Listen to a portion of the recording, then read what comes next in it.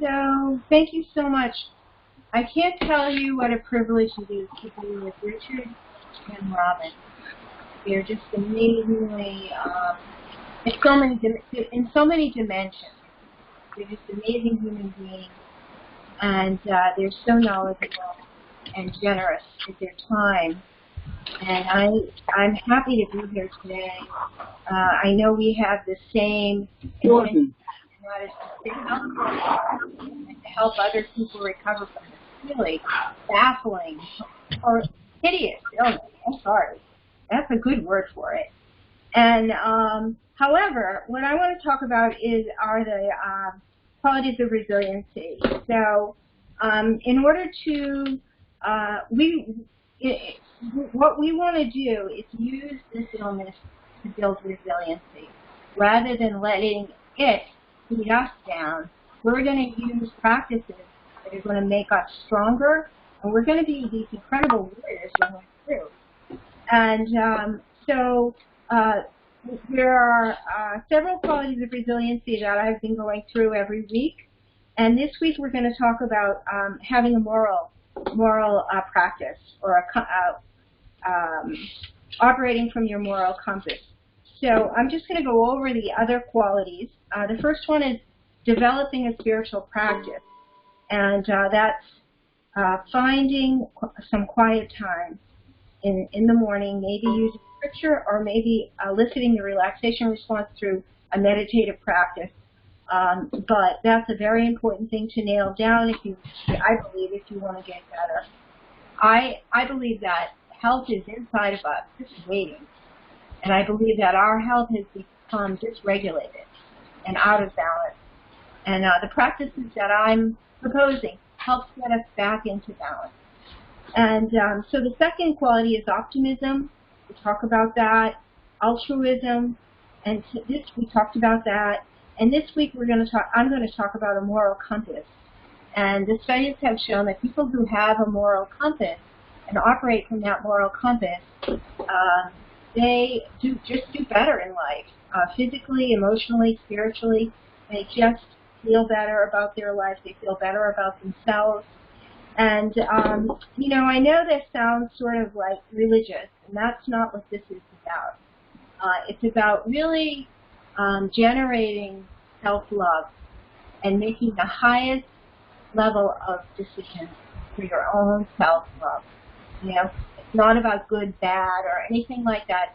It's actually about loving yourself and making decisions based on that love. And of course, the more you love yourself, the more you're going to love others. So you're just going to automatically want to do good things for other people.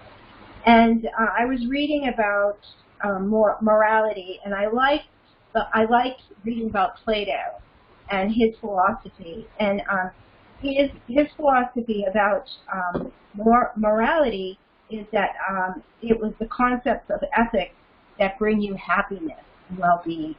That's what he called morality. And he called that the highest level of morality. And that sounds, and I'm not saying in a self-serving way, but yes, self-serving, but not in a selfish way, I should say. So finding that compass inside of you, that in which we start making decisions based on our own self-love and making the very highest quality decisions we can for ourselves. And so that is, it's pretty simple. It's developing that in your life and carrying it with you. It's simple, but not easy. All these practices aren't easy. The other thing I just wanted to make a pitch for is eliciting the relaxation response, and that can go back to the first quality of resiliency, which is developing a spiritual practice. And it doesn't. And I know if you folks are you just walking through the door and you are completely infected, and you can't even sit still, no worries. Maybe your spiritual practice is just maybe you can develop some kind of a mantra or a affirming statement that can help you feel safe. Affirming something. That could be your spiritual practice right now. I do say I would say your number one goal, if you're brand new, is to clear one room. Have one room clean and clear so you can feel safe. Because, the whole idea of stress, we talked about all the hormonal changes that happen in the body when we perceive we're not safe. How distressing is it when we don't even feel safe in our own body, that we feel like we don't have command over the boundaries of our own body? How distressing is that? So we need to immediately take action and do whatever you can to get your body clear, starting with the diet, the bath, and then find a sacred space. Find a place in your house, clean it, do everything, focus on one spot, and have that place clear so you can start perhaps sitting in the morning and taking quiet time and communing with whatever you call your higher power. And that will bring you, that will strengthen you. And that is the foundation of all the other qualities of resiliency. And so just maybe thinking, and that's where our moral decisions come from, is that quiet place, that reflection on our life. And how the heck can you do that when you're being attacked on all fronts? So just prioritize the diet, prioritize creating that sacred space in your home, and that means cleaning like heck, doing whatever you need to create that space, and maybe needing to put some of those bins aside for a while and just get 5 outfits and keep those clean for now. Simplify your life. That's the other thing. Keep it simple in the beginning. Such a good point. Keep it simple.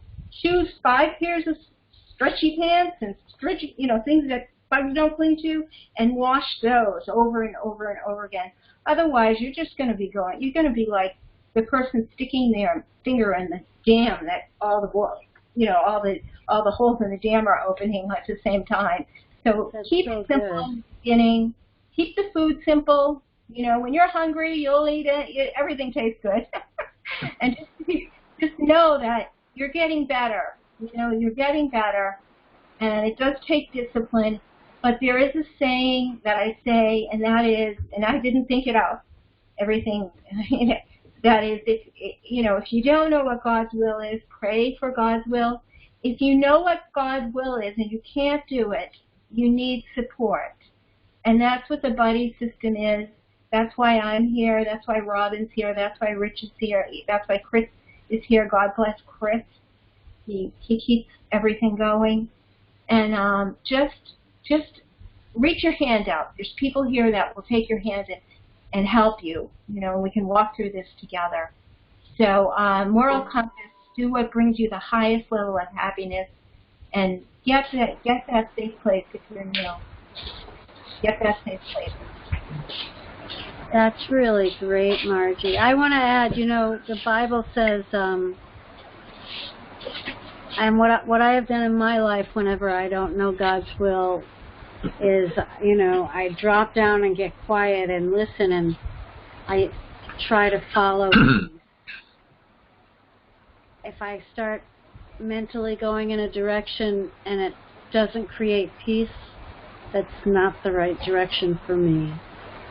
I follow peace and joy will follow me. That's what I think. So, yeah. And I really appreciate that, Robin, because I think we can, in the beginning, and take it from us, we did it, push ourselves ruthlessly. To try to fight these things. And in the meantime, we're screwing the heck out of our own bodies because we're so stressed trying to fight these things. And it's very important to pace yourself. And I say, start one place, get that nice room, start meditating or sitting in the quiet every morning. And as Robin said, then you'll have your guiding light inside. And you'll know, you get a feeling, I don't think I'm going to do that cover today. Listen to that feeling. Don't do it. Do little by little, and you will get this done. But don't hurt yourself in the meantime. Stress can have such a horrendous impact on your immune system. And it is our own immunity that eventually gets us well. It's our own immunity that wins out in the end. But if we're like being workaholic about, killing these organisms in an intense, aggressive way that is just not good for us, then you're defeating yourself because you're suppressing your own immunity by doing that. So pace yourself. You will get there.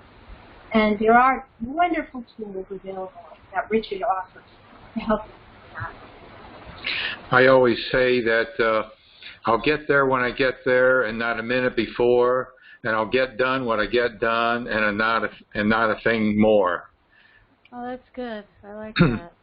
And if we keep that in our mind, that's good. Really good. And I had a saying on a sign that said, don't take life so seriously, you'll never get out of it alive. Right, and it really helps if we can not take ourselves too seriously. And, part of the moral compass is, there's a big point of difference between what I've come to learn from communicating with many people versus what the Morgellons Foundation promotes, and that is they say and claim that Morgellons is not contagious, although we had a guest on a few weeks ago that he said it might be infectious, but not contagious.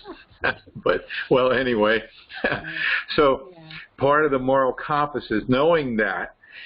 Don't go to a barber shop if you are symptomatic and are itching and you have problems with your hair. Don't go to the beauty salon. Don't hug your granddaughter. Not yet. No, wait, get yourself symptom-free. Before you socially engage, take that bath. Get your body clean as possible and symptom-free. Then socially engage. But don't go around hugging real tight, keep that. We have the 6-foot distance. Keep that in mind. We've gotten rid of it here in the New York area, and I'm sure, but it's been apart for the last year and a half almost. So, nobody's going to question a little distance that you might keep, or if you keep wearing your mask, it's okay. Yeah, plenty of people aren't ready to jump in full speed ahead to. Yeah, I'm not. I keep wearing my mask. I keep distance so when I go out, I'm fully vaccinated, but that's all right. Right. Yeah. Right.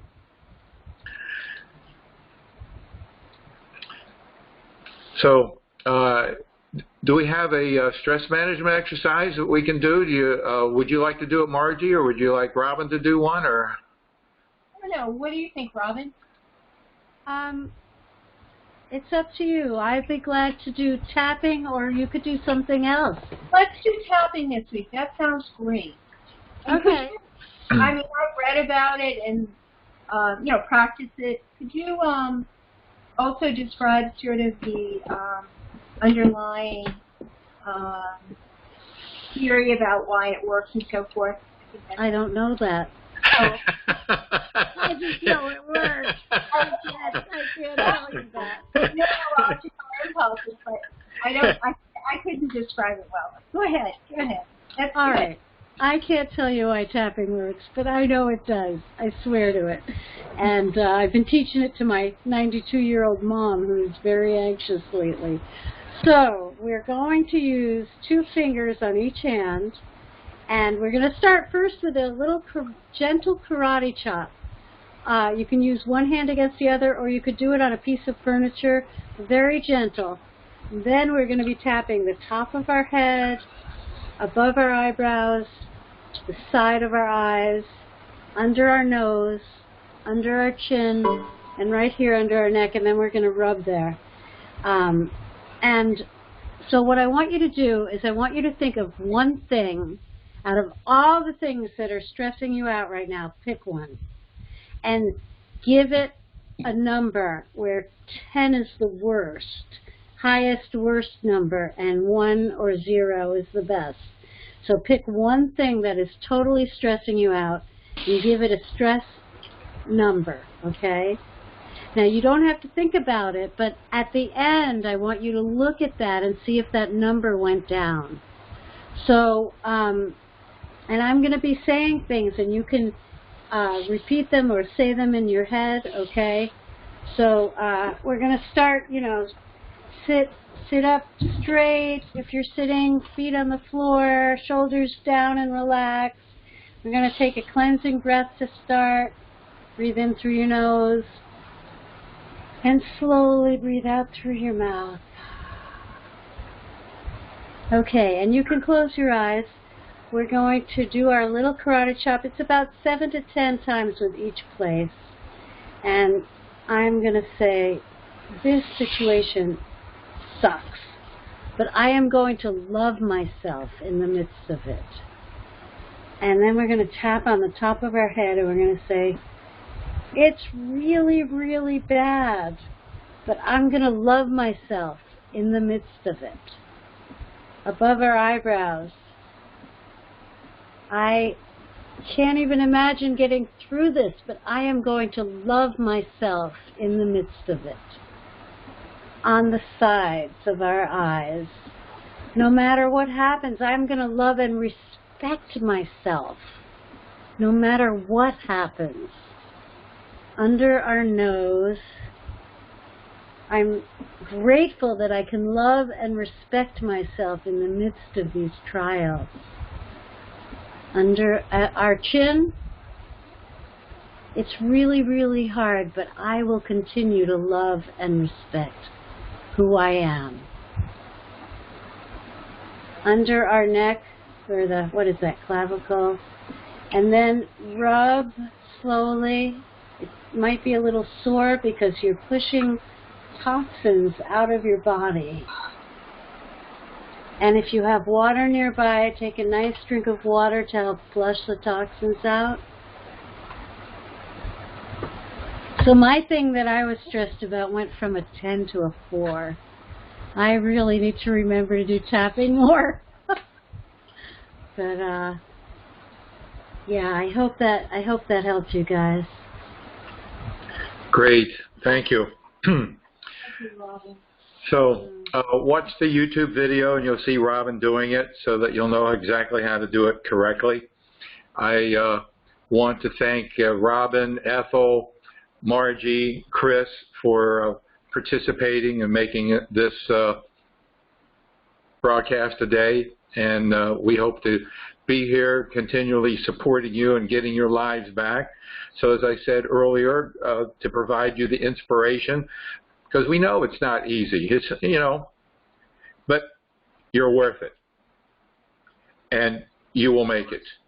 That's right. And we're here to provide you the tools, direction, motivation, inspiration that we can to get you where you want to go. And that's where... If you want to talk about buddies, stay on the line for after the recording starts. Yes, we'll, after the recording, we're going to end it in a moment. Stay on and we'll talk about the buddy system. We are looking for volunteers.